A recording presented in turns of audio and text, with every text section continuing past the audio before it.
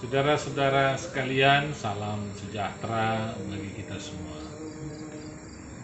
Saya mencoba membagikan sedikit refleksi menyangkut bagaimana kita mencoba memahami ulang makna teologi berbagi di dalam situasi wabah virus corona atau COVID-19 ini. Setelah kita berada di dalam masa ini, masa COVID-19 ini, banyak memberi dampak, memukul perekonomian bangsa, khususnya berdampak bagi saudara kita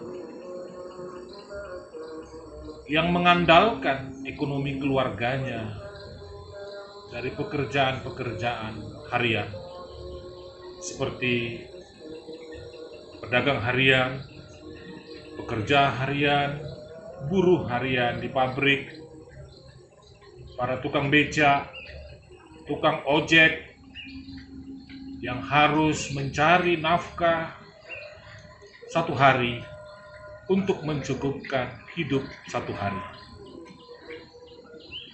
Ini menjadi pergumulan kita sebagai orang percaya.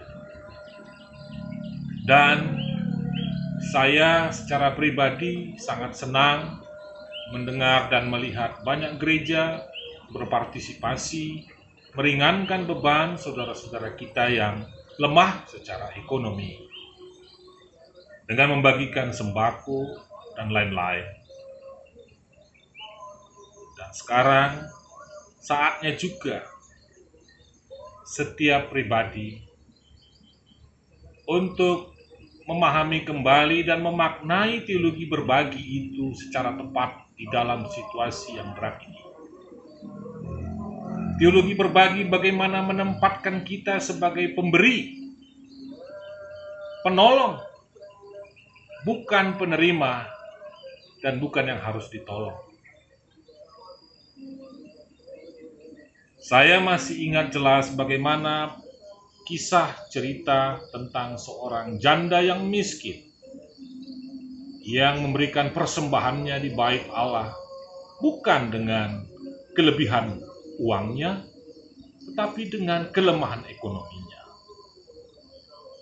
Saudara-saudaraku, mari kita memaknai kisah ini secara tepat dan menempatkan diri kita secara tepat dalam kisah itu. Di dalam kita memahami teologi berbagi kepada saudara-saudara kita yang lemah secara ekonomi, yang membutuhkan bantuan kita. Kita tempatkan diri kita sebagai pemberi, bukan penerima. Sama seperti ketika Yesus beraktivitas di tengah-tengah dunia ini, bagaimana dia melupakan dirinya, melupakan keluarganya, untuk mensejahterakan orang lain. Kita adalah pengikut Kristus, maka kita ikutilah jejak-jejak itu. Mari kita memberi, bukan menerima. Tuhan memberkati.